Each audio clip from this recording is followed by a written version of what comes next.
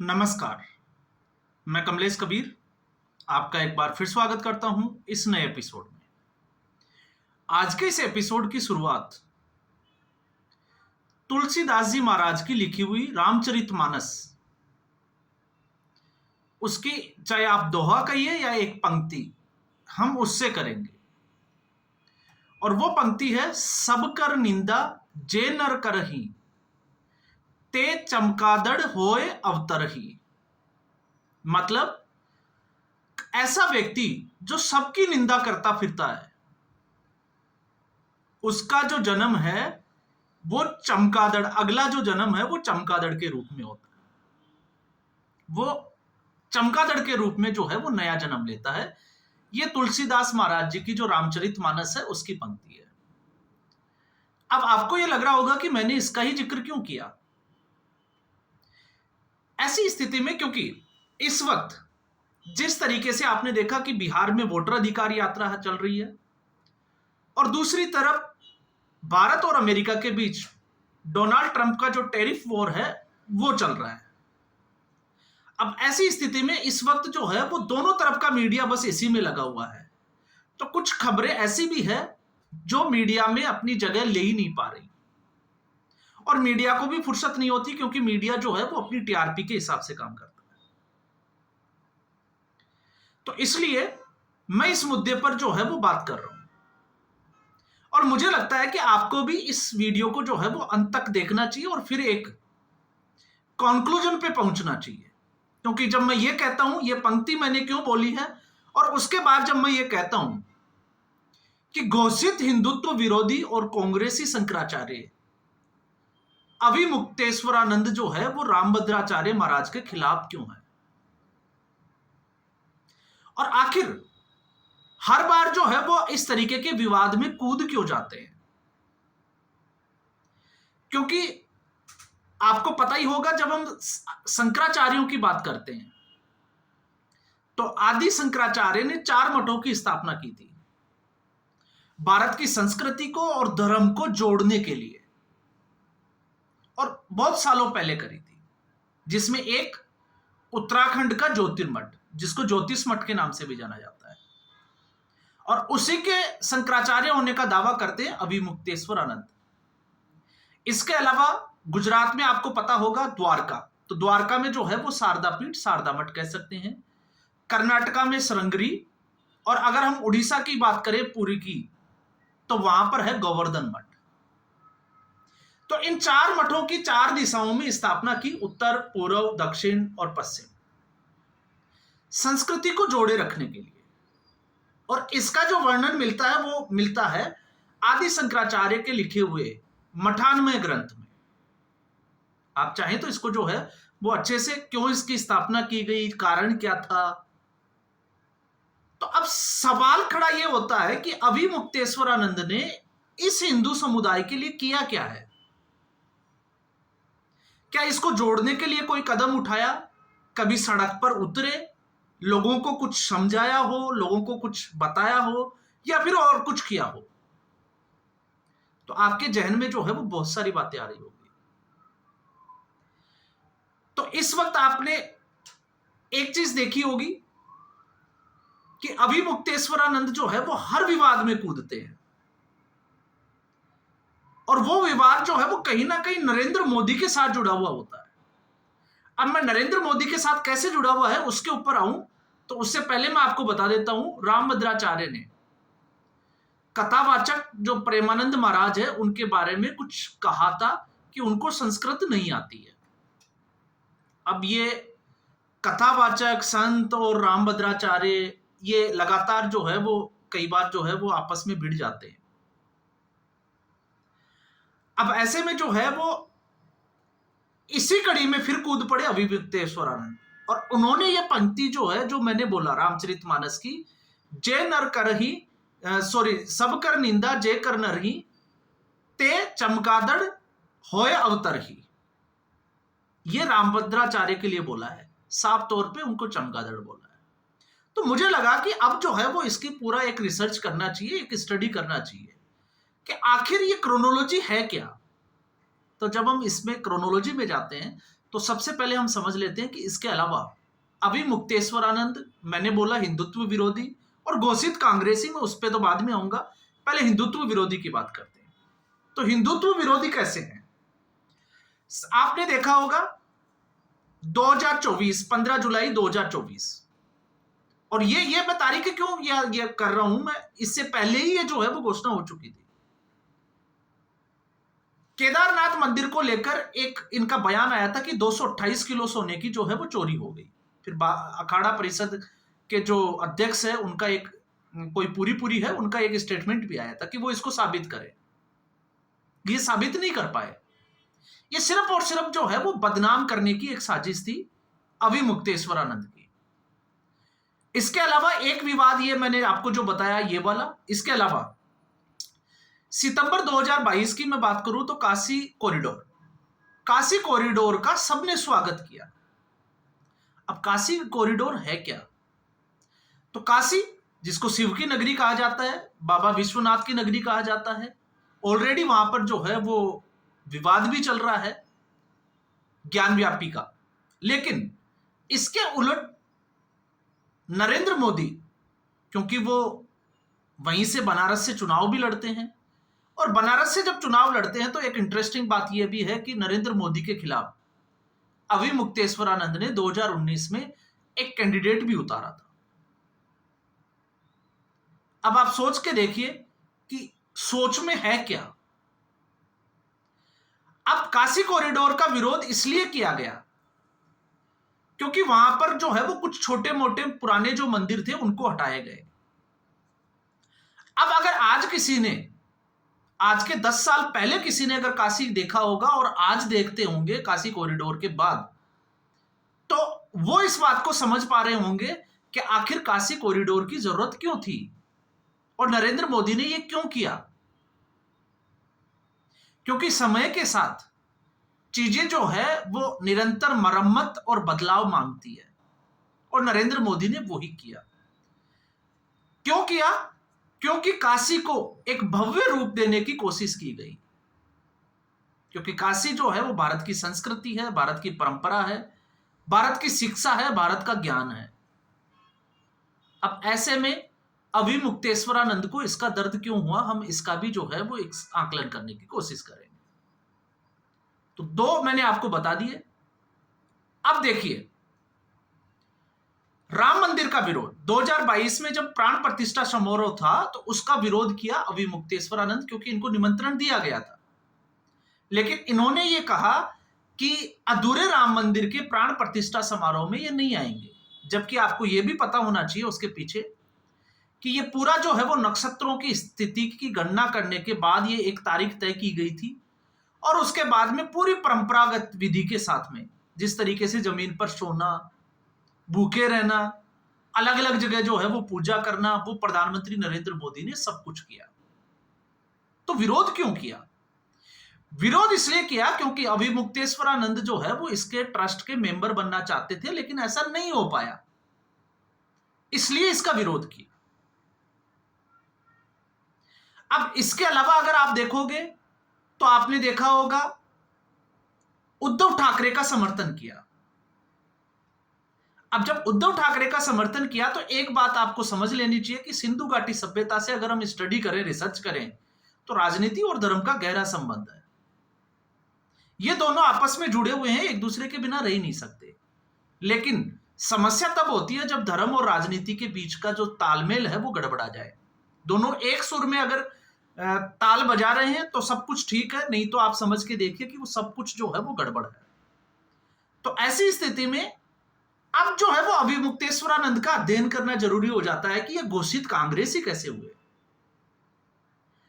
अब जब हम इस क्रोनोलॉजी को समझते हैं तो एक रशीद किदवई, मैं उनको कोट करके कह रहा हूं, आप उनकी बुक है वो आप उसको पढ़ें। मामला जो है वो 2002 पे हम नजर डालते हैं, क्योंकि मैं विवादों पे आऊं उससे पहले मामला 2002 पे लेके जाता हूं। 2002 में अभी मुक्तेश्वरानंद के जो गुरु थे स्वरूपानंद महाराज, उन्होंने सोनिया गांधी से संपर्क किया था, उनको प्रोत्साहित किया था। और किस बात के लिए प्रोत्साहित किया था हिंदुत्ववादी जो ताकतें हैं उनसे मुकाबला करने के लिए। अब मैं नहीं कह रहा हूं, ये राशिद किदवई कह रहे हैं। अब आप सोच के देखिए, हिंदुत्ववादी ताकतें कौन सी है? आरएसएस। इसलिए मैंने मोहन भागवत की बात करना भी जरूरी समझा। और दूसरा, विश्व हिंदू परिषद। इनको कमजोर करने के लिए सर्वरूपानंद की मुलाकात होती है सोनिया गांधी से।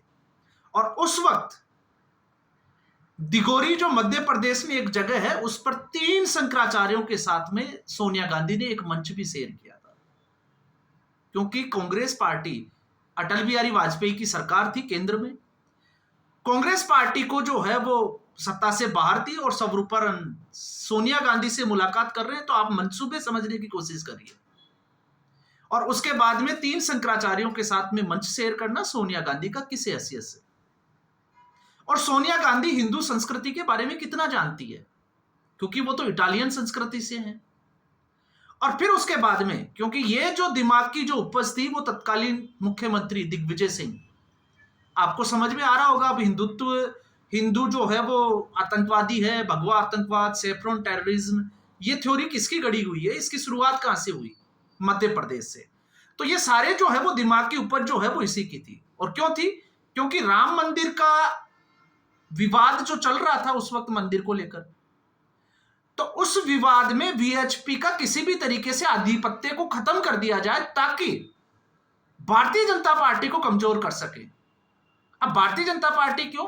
क्योंकि जब राम मंदिर का, जब आपको पता होगा, जब 90 के दशक में हम देखते हैं, तो राम मंदिर निर्माण का या राम मंदिर का जो मुद्दा था वो उसी वक्त चरम पे था। और हिंदू जो है वो लगातार एक ऐसे राजनीतिक दल के प्रतीक्षा में थे जो उनके जो शब्द हैं या उनके लिए काम कर सके। और उसमें भारतीय जनता पार्टी जो है वो उनको दिखी, तो इन्होंने सपोर्ट किया और एक अभियान चला, बाबरी विध्वंस हुआ और उसके बाद में कड़ियां जुड़ती चली गई। तो 1995 में पूरे देश ने देखा कि अगर हिंदू एक तरफ जाते हैं और उनकी आवाज उठाने के लिए कोई राजनीतिक दल उनके साथ होता है, तो शिवसेना और भारतीय जनता पार्टी, आप देखिए शिवसेना के इतिहास की सबसे ज्यादा सीटें, कट्टर हिंदुत्व। क्यों? क्योंकि उस वक्त बाला साहब ठाकरे के आप स्टेटमेंट उठाकर देखिए, तो यहां पर यह कड़ी जो है वो यहां पर आके जुड़ जाती है। और फिर उसके बाद में जब आप स्वरूपानंद की अगर आप देखते हो, तो इसके बाद में अगर आपको लगेगा तो स्वरूपानंद के शिष्य कौन है? अभिमुक्तेश्वरानंद। तो अभिमुक्तेश्वरानंद अपने गुरु के जो मार्गदर्शन था, जो बताया हुआ रास्ता था, वो उसी पे चल रहे हैं। और राजनीति तो उनके जो है वो ब्लड में है, क्योंकि ये शुरू से राजनीति करते आए हैं, चाहे वो छात्र संघ के चुनाव की बात हो या फिर उसके बाद में हो। अब आप देखिए, जब मैं ये कह रहा हूं कि घोषित कांग्रेसी, तो घोषित कांग्रेसी का मतलब मैं इसलिए भी कह रहा हूं, राहुल गांधी जब लोकसभा में हिंदू हिंसक होता है, जब स्टेटमेंट दिया था तो उनका विरोध हुआ था। लेकिन अभिमुक्तेश्वरानंद का आप उठाकर देख लीजिए, आप फैक्ट्स चेक करोगे तो आपको पता चलेगा अभिमुक्तेश्वरानंद ने समर्थन कर दिया राहुल गांधी की इस बात का। इसके पीछे का लॉजिक क्या है? तो ये लोग जो धर्म के ठेकेदार जो बनकर बैठे हैं इस वक्त, इनके आप कभी इतिहास को उठाकर पढ़ने की कोशिश कीजिए कि आखिर ये लोगों को जो है वो किस तरीके से बेवकूफ बनाते हैं अपने राजनीतिक फायदे के लिए। और फिर उद्धव ठाकरे का समर्थन करना, उनके वहां तक जाना, घर तक, ये एक बहुत बड़ी बात है। क्योंकि इसको मैं जोड़ के देख रहा हूं, जो कथावाचकों को ये कहते हैं कि आप घर घर जो है वो इनके क्यों जाते हो, तो आप क्या कर रहे हो? आप भी तो पैसे वाले के घरों में जो है वो जिसको हम कहें कि आपको निमंत्रण देने की जरूरत है, चाहे वो अंबानी परिवार हो या उद्धव ठाकरे का ठाकरे परिवार हो, लेकिन आप राम मंदिर के प्राण प्रतिष्ठा समारोह में नहीं जाओगे। तो ये बड़ी जी अजीब सी जो है वो एक थ्योरी गढ़ी हुई है, और इसकी शुरुआत अभी से नहीं है। इसकी शुरुआत अगर आप देखोगे, रिसर्च करोगे, हालांकि ये वीडियो बहुत बड़ा हो जाएगा क्योंकि इसके लिए मेरे पास बहुत सारे फैक्ट्स हैं। 1952 में जब शंकराचार्य ने जो अपनी वसीयत लिखी थी, उसमें कुछ लोगों को जो है वो शंकराचार्य की उपाधि उन्होंने दे दी थी, लेकिन किसी और ने कब्जा कर लिया। क्योंकि पहले तो शास्त्रार्थ इसका जो है वो एक परीक्षा होती थी, उसके बाद में शंकराचार्य बनाया जाता था। लेकिन स्वरूपानंद जो महाराज थे, इनसे पहले उनकी जो शंकराचार्य की उपाधि थी वो भी विवादों में रही 1970-71 में, चुनौती दी गई।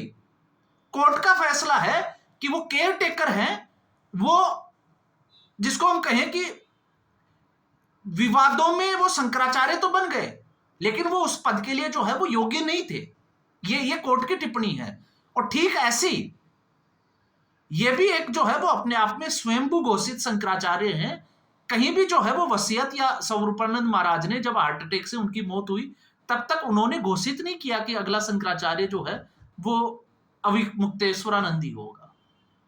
तो इसलिए इतिहास जो है वो इनका बड़ा गहराई के साथ जब आप स्टडी करोगे तो आपको पता चलेगा कि किस तरीके से इनका झुकाव जो है वो कांग्रेस पार्टी की तरफ है। इसलिए नरेंद्र मोदी कुछ भी करे, अविमुक्तेश्वरानंद ने जो है वो विवाद खड़ा करना ही करना है। तो ये तो है शुक्राचार्य महाराज की कहानी। अब हम आते हैं मोहन भागवत के ऊपर। क्यों?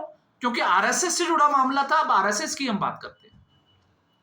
आरएसएस की समस्या और आरएसएस, क्योंकि आरएसएस जो है एक तरीके से अगर हम देखें तो राष्ट्रवादी संस्था, इसमें कोई शक नहीं है। क्योंकि मैं कई बार जो है वो फैक्ट्स आपके सामने रख चुका हूं कि देश के लिए जिस तरीके से इस संगठन ने काम किया और कोई संगठन कर ही नहीं सकता। लेकिन आरएसएस संगठन ने जिस राजनीतिक दल को खड़ा किया वो राजनीतिक दल इतना बड़ा हो गया कि आरएसएस उसके सामने अब जो है वो बोना दिखाई देता है। लेकिन खैर इस कंट्रोवर्सी में नहीं जाके हम आते हैं सीधे मोहन भागवत पर। 100 साल का जो कार्यक्रम हुआ अभी नई दिल्ली में, तो उन्होंने जो कहा, तो उन्होंने सीधे तौर से जो है जिस तरीके से एक मुस्लिम तुष्टीकरण की राजनीति की जा रही है, क्योंकि जब मैं खबर पढ़ रहा था तो एक खबर आई कि अफजल अंसारी उसने मोहन भागवत के जो वक्तव्य था उसका सपोर्ट किया और खुलकर किया है। तब मुझे थोड़ा सा ये दिमाग में खटका, मैंने उसकी स्टडी की। तो चीजें क्या निकल कर आई, मोहन भागवत जो है वो उसमें 2-3 चीजें आपको समझनी है। एक कि राम मंदिर जो है वो एक मुद्दा था जो आरएसएस उसमें जुड़ी हुई थी। इसके अलावा मथुरा और काशी आरएसएस का मुद्दा नहीं है। आरएसएस ये मानता ही नहीं है कि आपको हर मंदिर में जो है वो मस्जिद ढूंढनी चाहिए। अब ये थोड़ा अजीब तर्क नहीं लगता आपको? क्योंकि भगवान राम भगवान, वो भी भगवान थे, तो उनका अगला अवतार जो था कृष्ण का, वो भी भगवान थे। आने वाला कल्कि होगा संबल में, वो भी भगवान का अवतार है। और काशी बाबा विश्वनाथ भोलेनाथ की नगरी। तो आप इनको इस संस्कृति से कैसे छोड़ सकते हैं? या तो आप राम मंदिर के आंदोलन में भी शामिल नहीं होते, या फिर ये और कहते कि हमें जो है वो ये 4 और चाहिए, बाकी जो है वो हम नहीं ढूंढेंगे। तो हम जो है आज के संदर्भ में इसको जो है वो सही मानते। तो यहां पर थोड़ा सा जो है वो कुछ लगती है, क्योंकि मोहन भागवत जब गंगा जमुनी तहजीब की बात करें और लोगों को समझाने लगे तो थोड़ा ये अटपटा सा लगता है। क्योंकि जब भी गंगा जमुना तहजीब की बात होती है तो फिर कन्हैयालाल मर्डर केस जैसे जो है वो कई वक्तव्य सामने आ जाते हैं। और आज भी आपने देखा कि मानसिकता पहलगाम अटैक के बाद में जो हिंदुस्तान में रहकर हिंदुस्तान का खाते हैं, लेकिन आज भी उनके दिल में पाकिस्तान है। आखिर आप हिंदू लोगों को जो सहनशील है, संवेदनशील है, आप उनको यह ज्ञान दे सकते हो गंगा जमुनी तहजीब, लेकिन क्या आप जिनके लिए बोल रहे हो वो इस पे खरे उतरेंगे? पहला सवाल। दूसरा, अगर राजनीतिक भागीदारी के हिसाब से हम 1947 के बाद से देखते हैं तो जिस आरएसएस संगठन ने भारतीय जनता पार्टी को खड़ा किया, मैं ये खुलकर कह रहा हूं,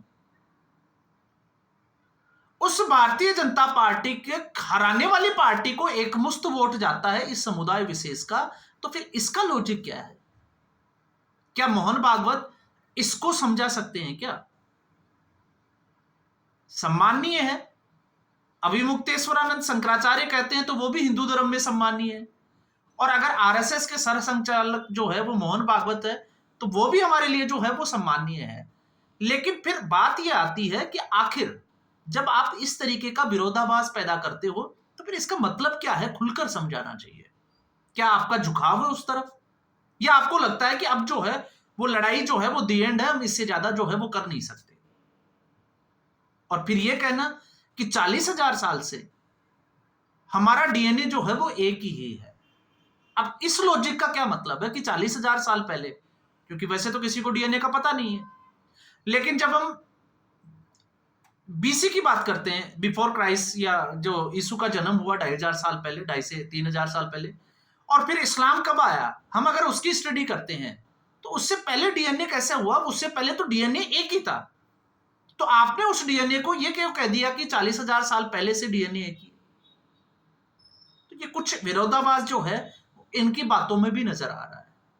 तो क्या ये साफ संकेत है कि भारतीय जनता पार्टी जो है उसका ओरा इतना बड़ा हो गया कि आरएसएस को लगता है कि अब वो छोटा हो गया? और फिर जिस तरीके से 75 साल वाला जो आ जाती है बात बीच में, तो फिर उसका भी हम अवलोकन करके देखते हैं, तो फिर कुछ जो है वो संशय यहां पर भी जो है वो पैदा होने लग जाता है।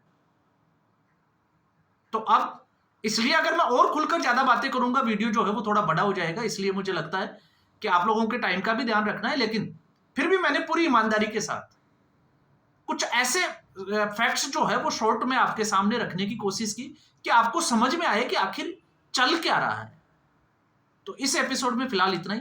उम्मीद करूंगा वीडियो एपिसोड आपको पसंद आया होगा। वीडियो को लाइक करें, शेयर करें, चैनल जरूर सब्सक्राइब करें। धन्यवाद।